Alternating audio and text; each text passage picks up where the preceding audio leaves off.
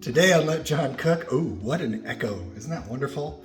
Paint, already painted. And after we're done painting, we're gonna caulk all of this, paint and caulk all of this, paint and caulk, and put the new toilet in and plug it in and see what that's like. I think we'll have more than enough time to do that today. Get the toilet back in, get the fridge back in, get the washer and dryer back in, carpet, hopefully start getting everything together as far as a living space for an eat-in kitchen, bathroom, laundry room. If we have any extra time, continue working on the basement because of the dirt and dust that all of that tile we broke up fell through the cracks. Many hours later. All right, at this point, I think it's safe to say that the painting is done. Thank God. Take a look at this. All right, so I gotta get down further. Did 2 coats. The thing that I like to do with the paint is I like to pull the blue tape off as soon as I think I've got enough coats on, unless you're extremely sloppy about it. Paint's not going anywhere, except it's going to dry. And when it dries, sometimes the blue tape sticks to the paint and you're either gonna tear off some of that tape or you're gonna tear off some of that paint that you just painted. So I like to go along and, you know, after a few minutes, just start pulling it up.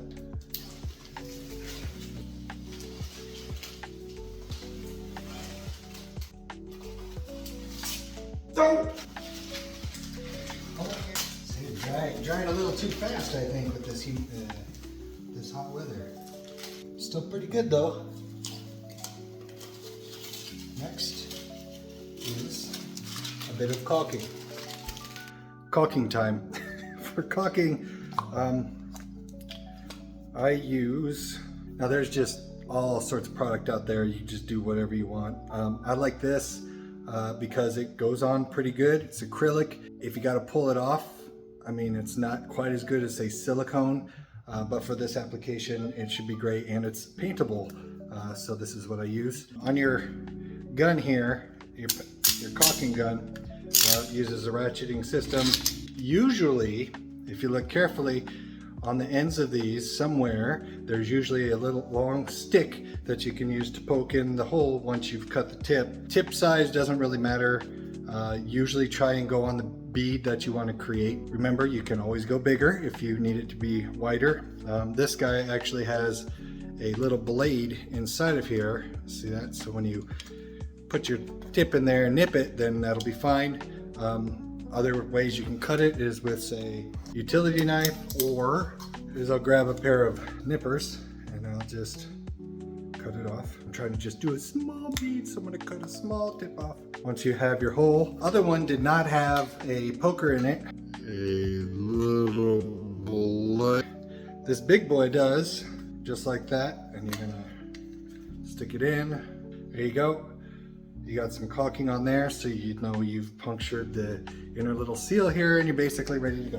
Do a quick close-up demo, and then we can go back and, whoa! All right, so that's it. And you're just gonna slowly squeeze as you go along, the groove. Another way that you can cheat, if you're a beginner, is you do your bead just long enough so that you don't see any gaps between the wall and the baseboard, and then get a little cup of water, dip your finger in the water, and just kind of clean it up as you're going. A lot of these trades are just practice until you get perfect. Oh, and don't play with it too much or you'll go blind. I just thought about that. That's a joke. That was a joke. This isn't that, this chemical isn't gonna make you go blind. Or give you cancer or anything like that. It's a bad joke. It's a bad joke.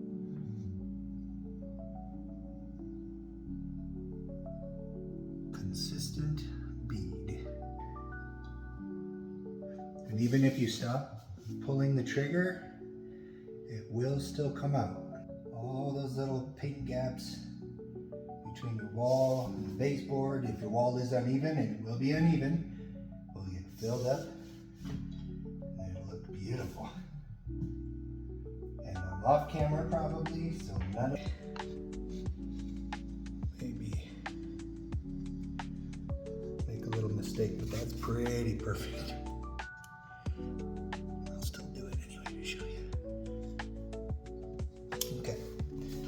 So I'm gonna get myself a cup of water and a paper towel. Dip your finger and then just kind of go like this. Now this stuff's white, so if you don't thin it out, you're just mushing it, but then all the excess goes in here, right? And then just, there you go, see? And there. This is all finger done. Is your finished baseboard. Not bad. Still kind of kicking myself for cutting a 5.5 inch piece of baseboard down to 4.5, but I thought that was just too tall. So I'm gonna go ahead and finish the rest of this. The peninsula, a couple spots here and there, give the cats a couple of treats, and then we're gonna move on to this. Thanks for watching. Oh, hold on, I'm supposed to do like, subscribe, smash, swipe, dip, duck, dive, dodge, and duck.